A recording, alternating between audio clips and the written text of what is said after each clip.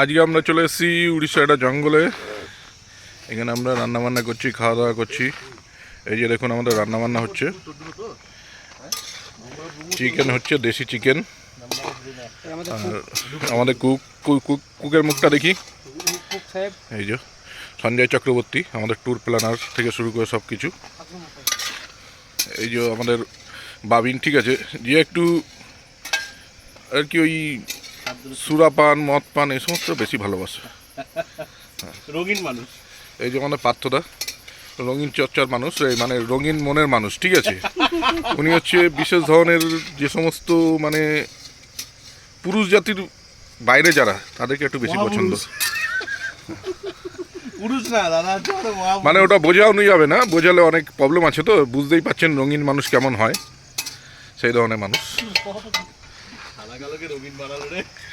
এই দেখুন পাহাড়, ঠিক আছে, খুব সুন্দর জায়গা।